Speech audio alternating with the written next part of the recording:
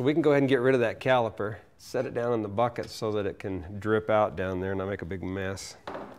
Okay, our last step is to go through and torque all these bolts. We'll start with the caliper bolts, and the wrench is set at 23 foot-pounds. You'll feel it just pop when it's tight. There you go, perfect. We'll do the upper one.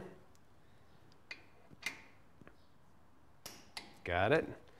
Okay, we'll switch that 14 millimeter out, put a 15 on it, and turn our torque wrench up to 26 foot-pounds. Right there.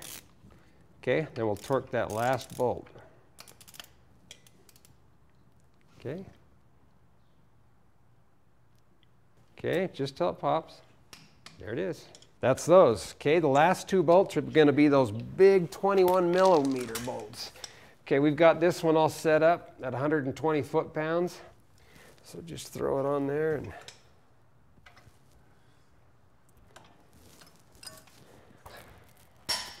there it is. And there it is.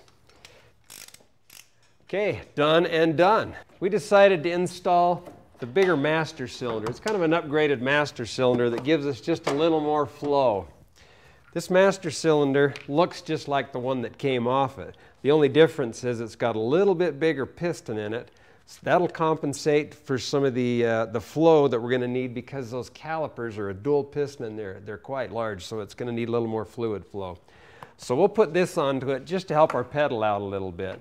Now they aren't that tough to put on. We're talking a couple of 13 millimeter bolts and two 12 millimeter lines that come into the side of it. So it's probably going to take the manual dexterity of about a 7-year-old to do this.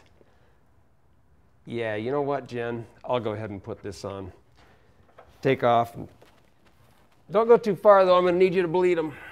Before we get started, I like to slide a shop towel just underneath the two brake lines, just to try to catch some of that brake fluid that we're going to be spilling out of those lines. This connector, now this has a little lock clip on it that you need to kick back.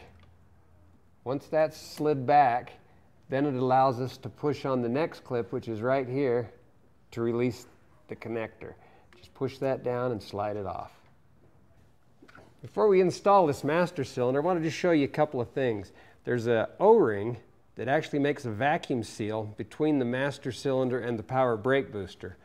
So when we go to disconnect and slide the master cylinder off, if there's still vacuum in that power brake booster, it will pull that O-ring off. And we've had people put it back on with that O-ring still laying inside of the power brake booster, and it creates a large vacuum leak. So just be aware that that O-ring's there. To help us with that vacuum seal problem between the master cylinder and the booster, I like to just pull down on the check valve a little bit. You can hear that bleed off the vacuum. Just bleed off that vacuum a little bit. When it stops, we're good to go. We want to do the two mounting bolts. They're just 13 millimeter nuts on some studs here.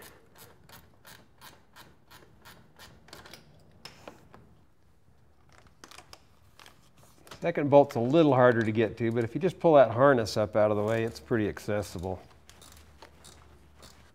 With everything loose, the only thing remaining is to undo these two brake lines. We've already got them loose, so they should spin out pretty quick.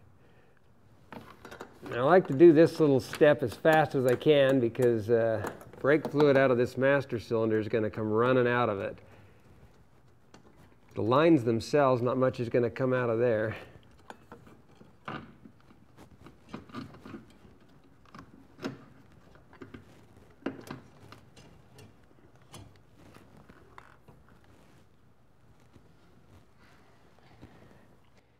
Before we install the master cylinder in the Jeep, we want to just do a quick bench bleed on it. Now, these new master cylinders are pretty easy to work with. I've left this rubber protection on there just to protect that piston. But you can see that piston just pushes in, so we can do it right here by hand, just as easy as putting it in a bench vise. So we'll go ahead and take out the two plugs, and we'll just fill her up with some .3. See how it just runs out of these? If you've played with master cylinders in the past, it's like, yeah, that's a little different. Usually master cylinders will hold it, but this new design, it just pours out of them. So if it's like that, I just block it with my fingers, and I'll just push the piston in and just bleed some fluid out. And just do that a couple of times until it looks like we got pretty good solid flow coming out of them. And it should be about ready to go. We'll go ahead and put those little plugs that came in it back in it, and we'll be ready to install. Well, the install process is just pretty much a reversal of our removal process. We're going to take off the foam protective sleeve that protects that piston. We want to make sure that our O-ring is on there and in good shape. And we're ready to slide it in. Make sure that piston index is on the rod for your power brake booster.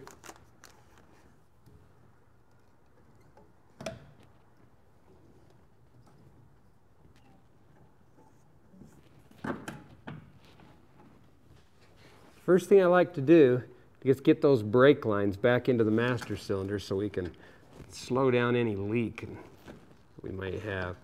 You have to be really careful starting these lines. This is an aluminum master cylinder, so you want to make sure that you get those threads started by hand and run them in a long ways. That went in real nice. Okay, let's do the other one.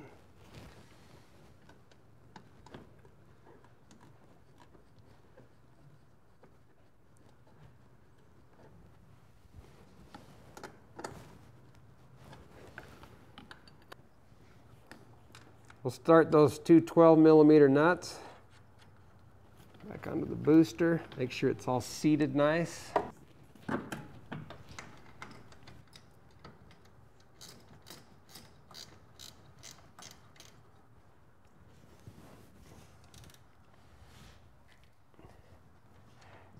These bolts just need to be snug. There's really no torque spec on them.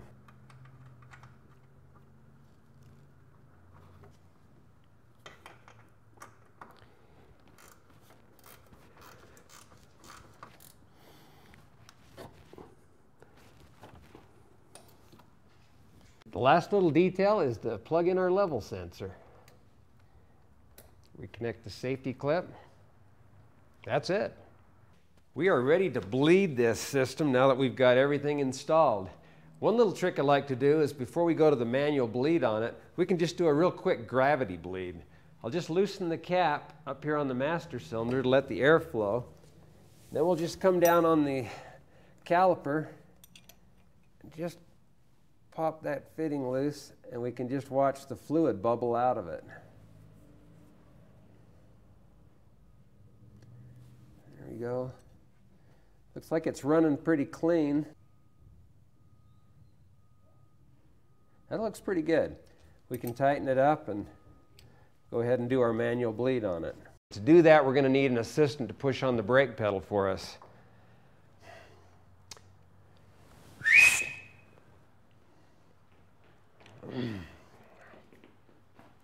Really? Just get in the Jeep. Don't break anything. Okay, what we're going to do is have our assistant in the Jeep push down on the pedal for us. Now these JKs, the first thing everybody's going to want to do, and don't do this, is get in there and start pumping on that pedal as hard and fast as they can to try to get the pedal to come up. Turns out they had a technical service bulletin on these master cylinders, and it does excessive wear on the piston when you do that, when it's running them dry in there. So you want to just push them down a couple of times slow just to build enough pressure in it that you can feel some resistance, and then we'll go ahead and bleed it. All right, so go ahead and push that pedal down a couple of times just until you feel some resistance. Do you have some pressure? Yes. Good. Okay, I'm just going to break this bleeder. You just keep steady pressure on it until it goes clear to the floor. What I usually like to do is I'll just put my finger on the end of it. It'll just kind of redirect the stream out of here, and I can feel those bubbles. When they come out, you can actually feel the little air bubbles go by. Okay, you can let it up. Okay, then just go straight down with it again and just hold it. Are you down? Yes. Feel no bubbles in it. It looks nice and clear. Let's go clear down with it. Got a little bubble right there.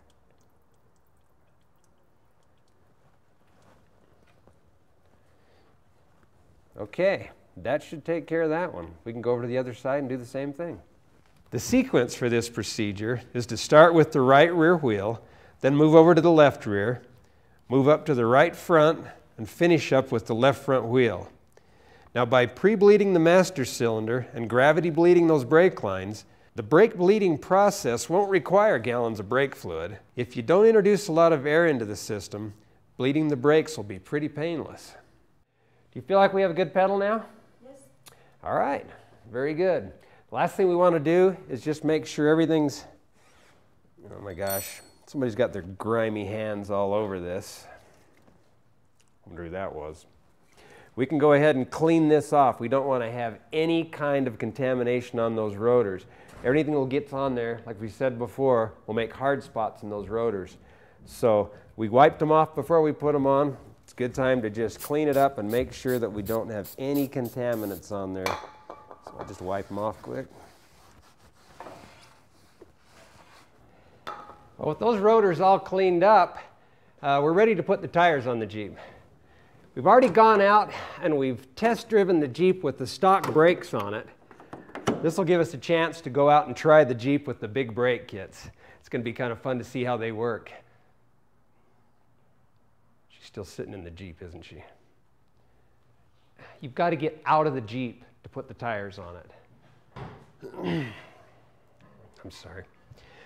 Now this Jeep is going to need to be driven a little bit. You're going to need to go out and do some stops with it. You're going to be able to drive it, 10, 15 miles. Doesn't take a lot. Just heat them up and cool them down a few times. Give those brakes a chance to work in. Then you can go out and just lay into them and see what those brakes will do for you. I think you're going to be impressed. Oh, really? Did you not hear me ask you to put these tires out here?